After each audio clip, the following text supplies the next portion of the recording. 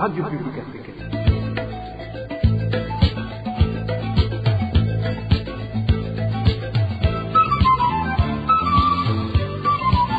Radio Publique Africaine.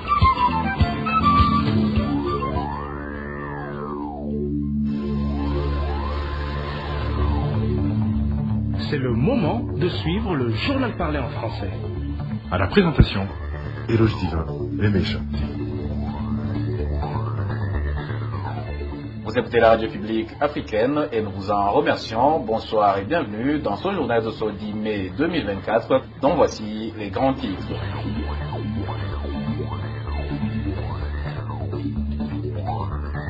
Un jeune homme de la commune Kabarole a été tué ce vendredi par un groupe d'Imbonerakouré qui ont commencé à le tabasser après l'avoir rencontré en cours de chemin et suite à de telles violations qui ne cessent d'être signalées dans différentes localités du pays. La Commission nationale indépendante des droits de l'homme, CNIDH en sigle, vient d'être récemment rétrogradée au statut B pour la deuxième fois alors qu'elle était au statut A depuis juin 2021. Vous allez l'entendre au début de ce journal.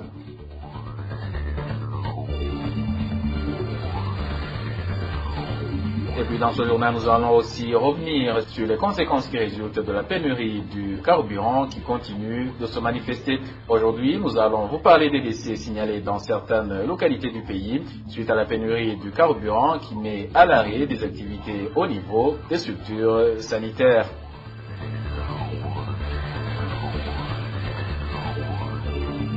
Dans ce journal, nous allons aussi vous parler de cette déclaration que le parti de l'opposition Tsawanya Frodebu a sortie ce vendredi et dans laquelle il alerte que des sociétés étatiques risquent de tomber en faillite si le régime en place n'agit pas dans les brefs délais car il travaille à perte.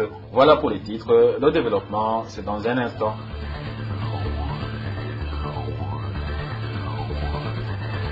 Oh bonsoir, démarrons ce journal par la page de sécurité. Un jeune homme nommé Philippe Nsavimana a été tué ce vendredi par un Imbonerakure connu sous le nom de Victor Nyonghuru. Le crime a été commis tout près de la rivière Akanyaru sur la colline Gyamukona en commune Kabarole de la province Kayanza. Nos sources dans la commune Kabarole révèlent que le nommé Victor Nyonghuru et d'autres Imbonerakure qui travaillent pour un homme d'affaires connu sous le nom de Vincent Dagidimana, exploitant des minerais dans cette localité, effectuaient une patrouille quand ils ont rencontré le jeune homme Philippe Nsavimana et ont commencé à le tabasser. C'est ainsi que l'Imbonerakure Victor Nyonghuru a percé sa tête avec une lance et la victime a rendu l'âme sur place. Un des habitants de la commune Gyamukona, qui s'est confié à la RPA, nous livre son témoignage.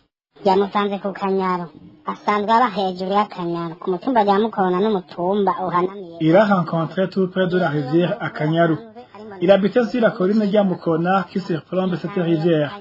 Nyonghuru est un Imbonerakure qui fait des patrouilles au niveau de cette rivière.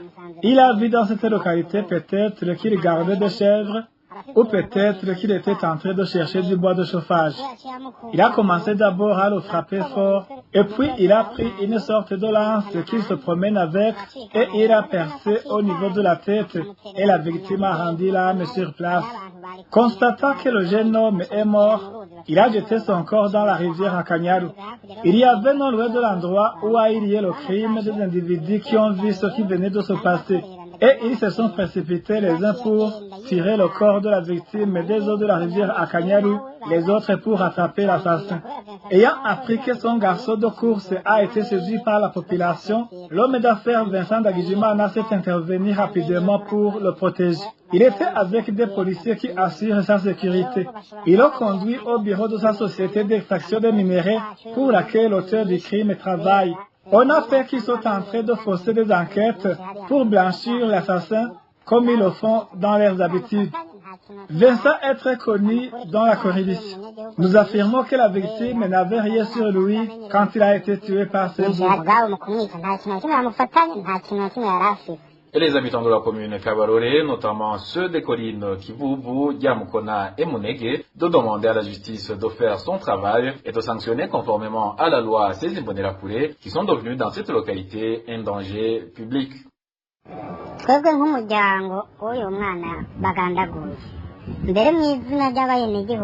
Nous, en tant que famille de la victime et au nom de tous les habitants des collines Gyamukona, Kivuvu et Munege, nous dénonçons les actes de violation des droits humains dont nous sommes victimes. Nous sommes vraiment menacés par cette bande qui vient d'ôter la vie à une personne innocente. Ils attaquent tout le monde, ils n'épargnent personne, même pas les vieillards ou les enfants. On n'a pas où porter plainte, car même quand il te plaint, Vincent Dagijimana a fait tout pour te mettre en prison. Nous demandons à l'administration, aux forces de sécurité et à la justice de nous protéger et de traduire en justice Vincent Dagijimana et son équipe qui nous maltraitent.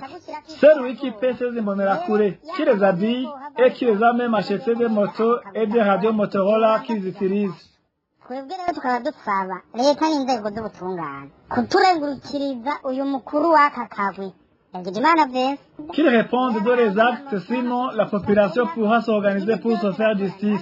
Cette localité a été abandonnée. Vincent Dagijimana a fait tout ce qu'il veut à l'endroit de la population.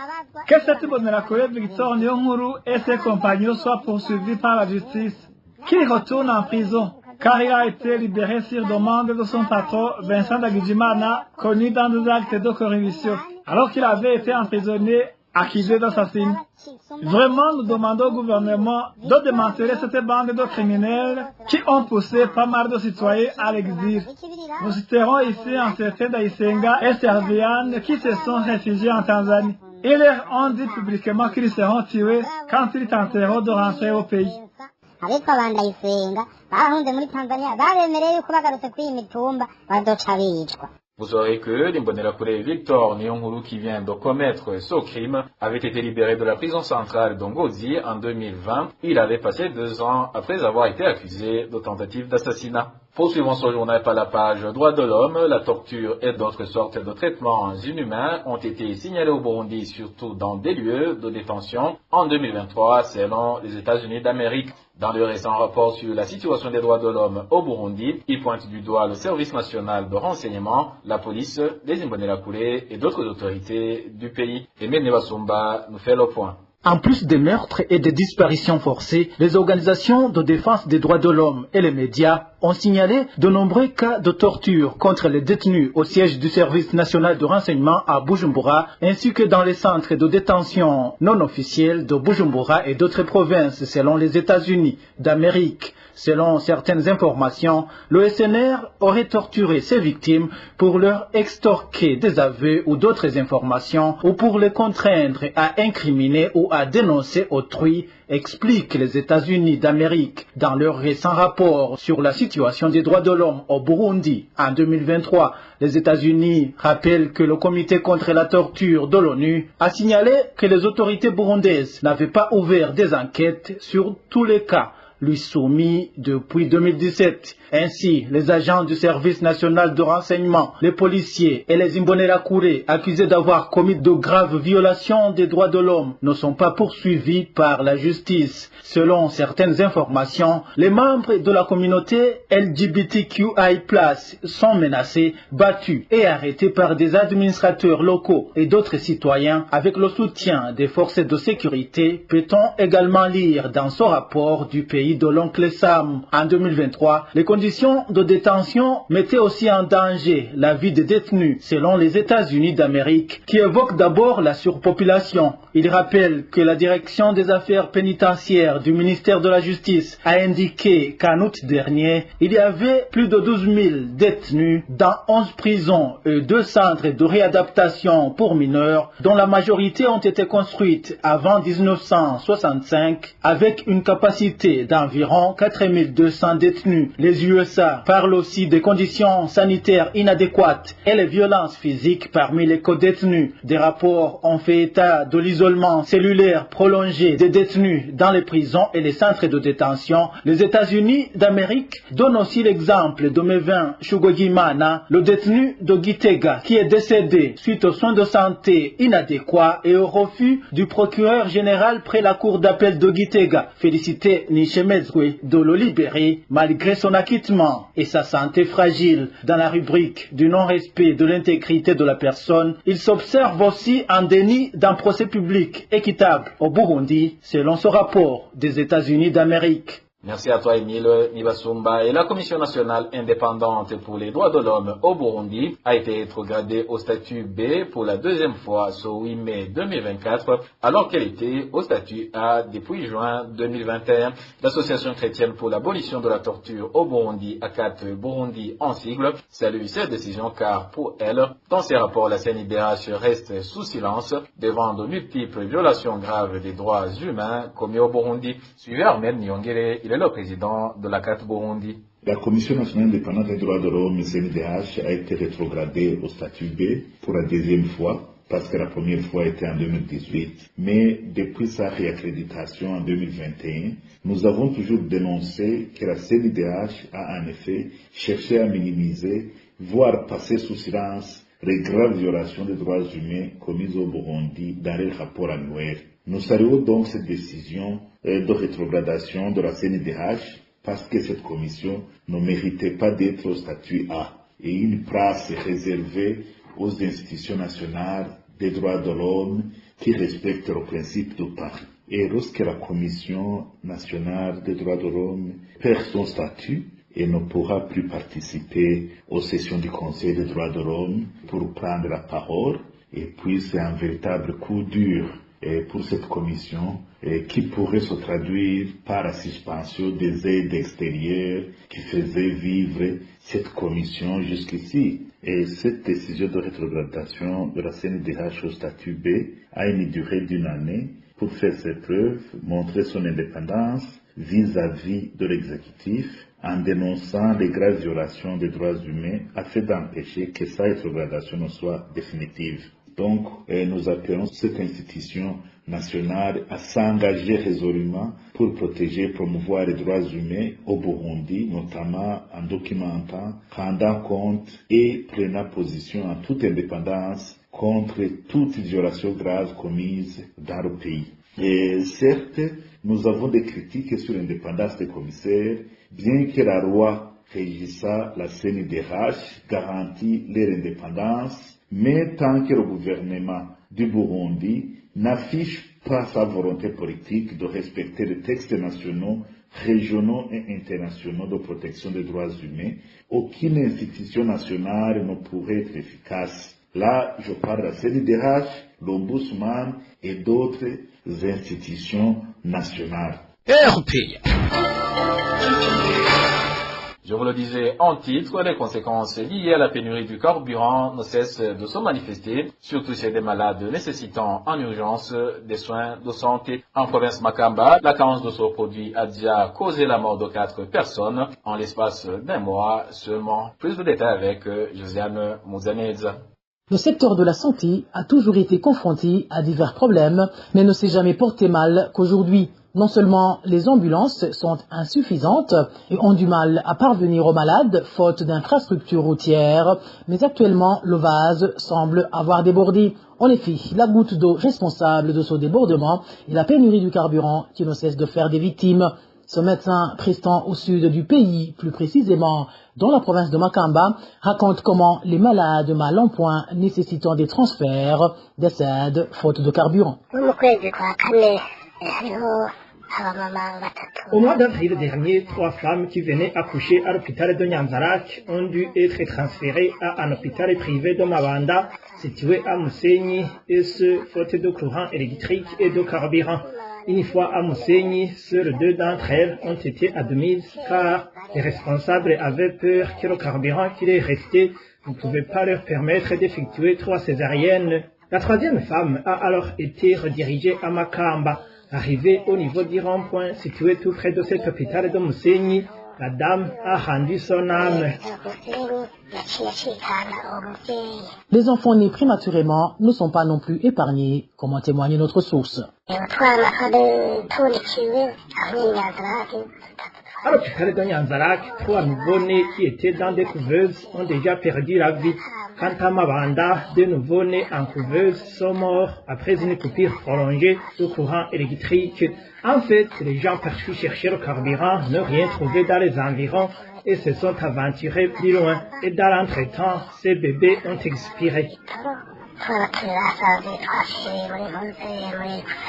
Révolté par le silence des autorités face à ces tragédies, le personnel de santé demande à ce que les hôpitaux soient au moins priorisés lors de la distribution du carburant, compte tenu du caractère sacré de la vie d'une personne. Et en province Changuzo, la situation est presque identique, sauf que là-bas, les malades décèdent souvent sans avoir eu la chance d'aller à l'hôpital, faute de moyens de déplacement. Le reportage est signé Emmanuel Nyungeko. Il est vrai que des gens meurent en grand nombre. Mais malheureusement, on ne peut pas connaître exactement leur nombre, car la plupart trépassent étant chez eux. Cette voix mélancolique est celle d'un agent de santé prestant à l'hôpital de Changuzo. Comme il l'a confié à la RPA, la pénurie de carburant ne cesse d'endeuiller des familles dans cette localité, faute d'ambulances pouvant évacuer les malades d'urgence. Les ambulances ne sont plus opérationnelles. Des fois, on se rend en Tanzanie pour nous approvisionner en carburant et on le réserve pour les cas d'extrême urgence uniquement. Ceux qui sollicitent les ambulances, on leur conseille de se débrouiller pour arriver à l'hôpital, notamment en faisant recours aux mototaxis et autres véhicules privés. Mais malheureusement, faute de carburant, ce n'est pas évident. C'est vraiment un sérieux problème.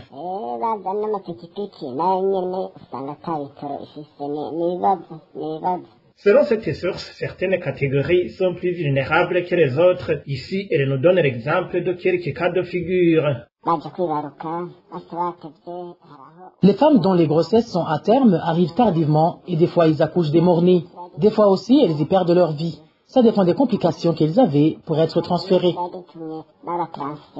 La situation est similaire dans différentes communes de cette province. À Gisagara, par exemple, les gens ont de plus en plus du mal à se rendre jusqu'à le seul hôpital de la place situé à Morole. Le carburant est devenu un casse-tête et les répercussions sont énormes. Par exemple, un malade peut solliciter une ambulance car son état ne lui permet pas de se déplacer sur une moto. Et comme les ambulances n'ont pas de carburant, on leur demande de s'arranger pour se rendre à l'hôpital le plus proche. Et dans la plupart des cas, ces gens finissent par mourir, faute d'assistance. Des fois, révèle toujours notre source, il arrive même que ceux qui ont la chance de rejoindre l'hôpital trépassent, faute de carburant indispensable pour faire marcher les groupes électrogènes en cas de coupure du courant électrique. Il arrive des fois qu'il y ait coupure de courant alors qu'on est en pleine opération. Et le temps que le malade soit transféré, son état se détériore à telle enseigne qu'on ne peut plus rien faire pour lui. Et comme si cela ne suffisait pas, même les médecins sont dépassés et ne parviennent plus à trouver les fonds nécessaires pour payer leur transport, étant donné qu'il y en a qui vivent loin de leur lieu de travail, ce qui fait qu'ils enregistrent des retards très significatifs, pouvant mettre en danger la vie des malades. Quitter mon domicile pour aller à l'hôpital de Morole, je dois payer entre 25 et 30 000 francs burundais chaque matin, alors qu'avant le trajet ne coûtait que 10 ou 12 000 francs au plus. C'est vraiment une impasse.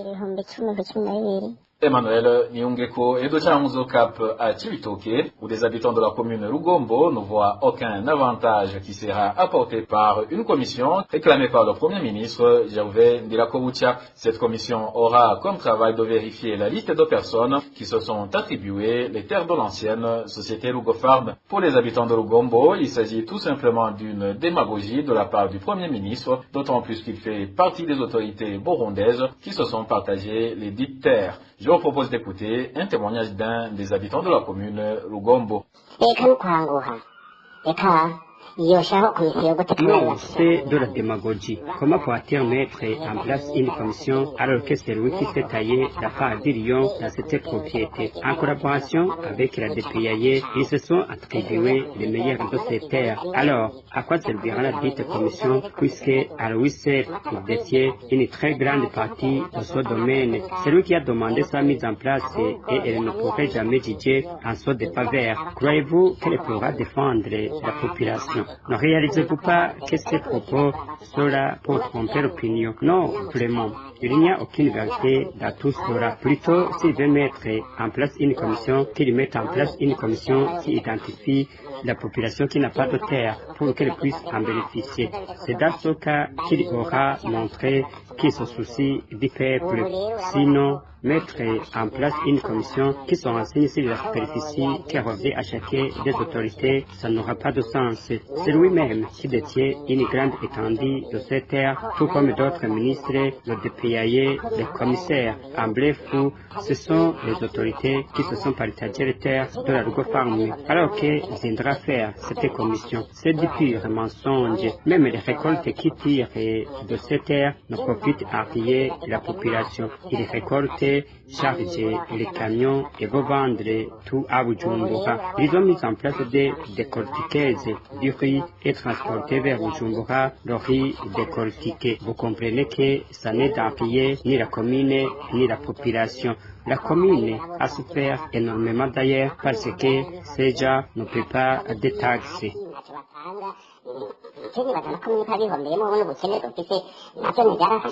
Qui plus est, ces habitants indiquent qu'ils peinent à survivre depuis qu'ils ont été spoliés de leurs terres. Encore une fois, écoutons le témoignage d'un habitant de la province Cibitoke.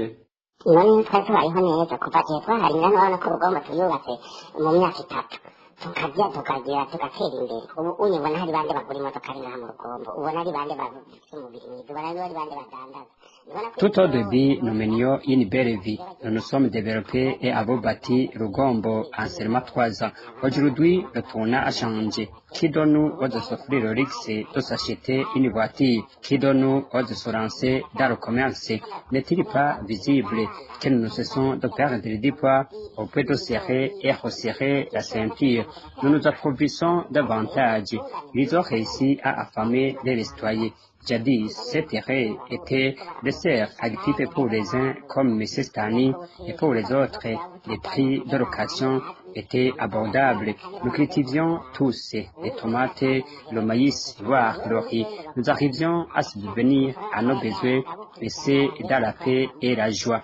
Mais depuis que tout est entre les mains de l'État, c'est comme si il nous avait ôté notre nationalité. Nous payons des frais de location, mais certains d'entre nous sont dérobés. Après avoir payé les hautes autorités, il faut que nous restreindre l'accès à nos chats pour louer un terrain pour pouvoir exécuter vos projets. Pas plus, vous ne pouvez pas mettre vos pieds sur les proches du soleil et vont. Ainsi, vous perdez des fois, si seulement celui qui louait pouvait cultiver son chat sans qu'il le mette à l'écart pour pas qu'il ne soit à vie. Nous avons été dérobés, malgré cela, nous ne cessons pas de payer les frais de location, car ce n'est que ce que nous savons faire, et cela nous assure en ce sens qu'on est sûr que l'on peut survivre, mais cela ne nous empêche pas de revenir à la même réalité, d'être dérobés et mis à l'écart. L'idéal serait de remettre les terrains dans les mains des citoyens et que ce soit ces derniers qui cultivent ces chats, mais que ces derniers s'engagent à payer les frais de location au bureau de la commune. Ignorant que nous croyions que remettre les terrains dans les mains du gouvernement serait idéal, car pour nous, le gouvernement travaille pour le peuple. Nous espérions que le gouvernement allait donner des directives, par exemple en disant telle personne payera son montant et devra faire un suivi comme ça et comme ça, tout en sachant que le versement se fait au compte de l'État. Paradoxalement, ce que nous considérons comme le gouvernement du peuple est devenu celui de certaines hautes autorités, certains ministres, et nous autres, nous rentrons mais vides. Vous saurez que ces habitants de la province Cibitoke indiquent que le Premier ministre Gervais Ndirakobucha s'est attribué à lui seul plus de 100 hectares. Et profitons aussi pour rectifier sur le sujet des coopératives Sangwe et sont au nombre de 131, un chiffre qui équivaut au nombre de collines qui composent la province Cibitoke. Et chacune de ces coopératives s'est vue attribuer 2,5 hectares. RPA. Les entreprises publiques travaillent à perte et risquent de tomber en faillite si rien n'est fait dans les brefs délais. Cela a été annoncé par le parti Sawanya Frodebu dans une déclaration qu'il a sortie ce 10 mai 2024. Se basant sur les sommes d'argent détournées durant la vente du café par l'ODECA, estimées à 40 millions de dollars, le porte-parole du parti Sawanya Frodebu, Phineas Nigawa, demande au président de la République de destituer toute personne impliquée dans ces détournements.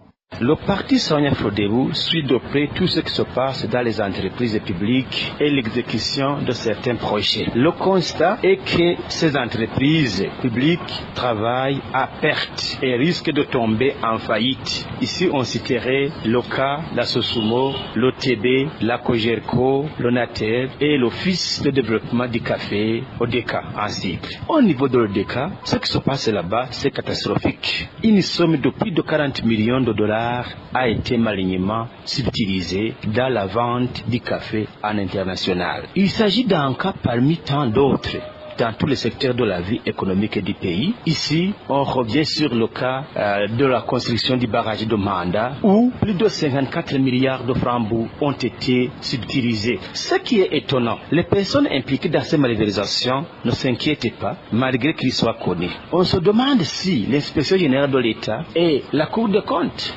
jouent pleinement leur rôle. Le parti Sawanya Frodebu profite de cette occasion pour demander au président de la République de démettre toutes personnes impliquées dans ces malversations et surtout de restituer l'argent volé dans les caisses de l'État.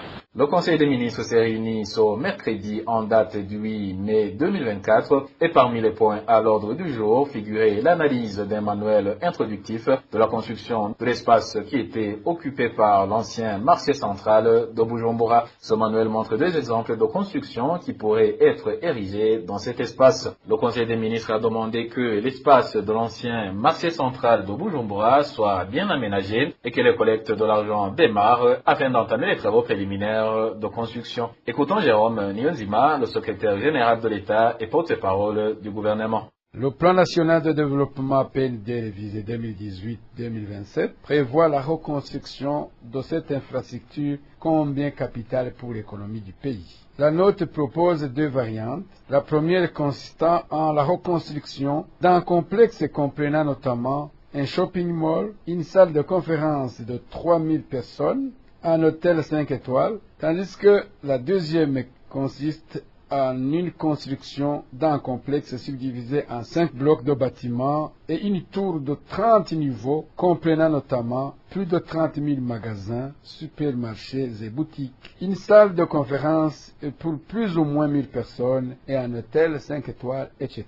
Après analyse de la note, le Conseil des ministres a apprécié le travail qui a été réalisé et a formulé les observations suivantes. 1.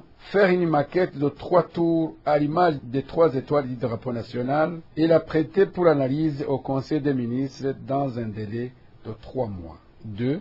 Enlever les décombres du site pour qu'ils soient intérêt dégagés tout en valorisant les matériaux qui s'y trouvent. Chercher une maison spécialisée et les moyens pour faire des études préliminaires nécessaires pour cette reconstruction. Les activités d'inauguration du marché central de Bujumbura avaient lieu en 1994 et fut incendié 19 ans plus tard. C'était en date du 27 janvier 2013. 11 ans après, ce marché n'est toujours pas reconstruit. Et dernière nouvelle de cette actualité, le gouvernement tanzanien ne cesse de sensibiliser les réfugiés burundais au rapatriement. Dans une descente qu'il a effectuée au camp des réfugiés burundais de Nyarugusu, Sudi Mwakibasi, commissaire chargé des questions des réfugiés au ministère tanzanien de l'Intérieur, a déclaré que non seulement la paix est revenue au Burundi, mais aussi que les donateurs n'ont plus de moyens pour prendre en charge les réfugiés burundais. Il a également rappelé que le rendez-vous de décembre reste inchangé et que tous les réfugiés burundais se trouvant sur le sol tanzanien auront tous pris le chemin de retour vers le Burundi. Je vous propose d'écouter Sudi Mwakibasi, il est le commissaire chargé des questions des réfugiés au ministère de l'Intérieur de la Tanzanie.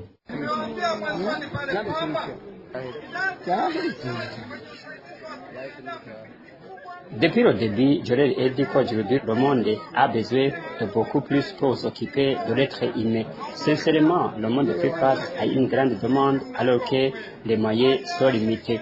Qu'est-ce que cela veut dire? Je me dis que vous compreniez mieux que quiconque. Comment trouvez-vous l'accès aux soins de santé ici dans votre cas?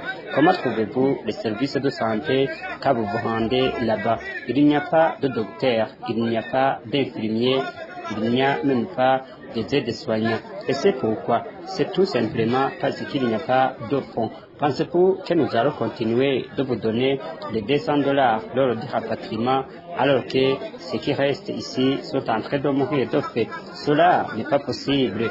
Décidez-vous de rentrer maintenant. Faites-vous inscrire massivement afin que vous soyez rapatriés parce que jouer au cache-cache ne vous avantage à rien. Ce sont vos enfants qui deviennent victimes de vos attitudes alors qu'ils ne sont pour rien. J'ai entendu dire que c'est il y a dans les attributions de la protection des demandeurs d'asile vous ont informé que la date limite de rapatriement est au mois de décembre.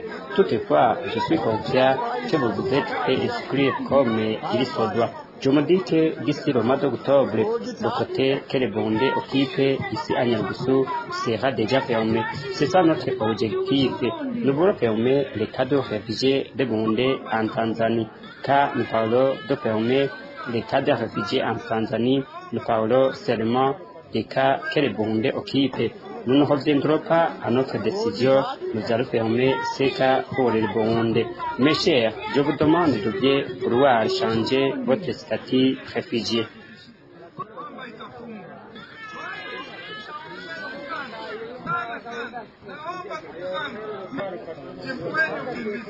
Soudema Kibasi ajoute que la crise liée au manque de financement a déjà fait plusieurs victimes parmi les réfugiés burundais, surtout les enfants de moins de 5 ans. Il parlait d'un taux de mortalité élevé suite au manque de soins de santé. Encore une fois, Soudi Mwakibasi.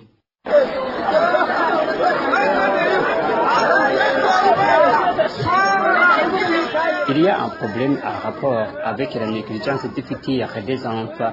Vous interdisez aux enfants d'aller à l'école. On a besoin de voir les enfants se rendre à l'école. Et vous, les directeurs des écoles, on a besoin de votre aide. Alors, laissez-moi passer de l'éducation à d'autres problèmes. Je sais comment le programme de la ration est organisé. Je connais la quantité de la nourriture que vous recevez depuis très récemment. C'est très insignifiant et je n'en suis pas du tout content. Je vais en discuter avec les responsables de PAM. La situation n'est pas également satisfaisante.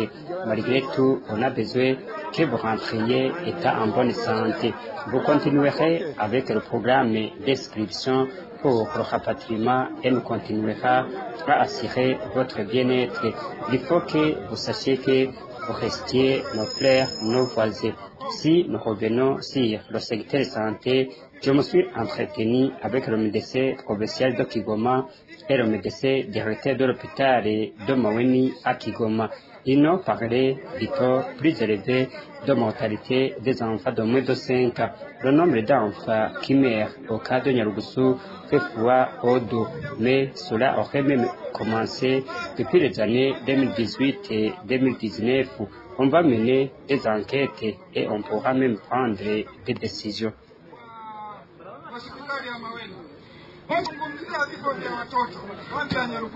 Vous soyez qu'après le camp des réfugiés burundais de Nyarugusu, Soudi Mwakibasi s'est rendu ce vendredi au camp d'Onduta. Et voilà, chers auditeurs de la radio publique africaine, c'est par ici que le journal de ce 10 mai 2024 s'achève. Merci aux équipes de la rédaction et de la technique pour leur parfaite collaboration. Au micro, vous étiez avec Éloge Divin Lemesha. Je vous souhaite un bon début du week-end.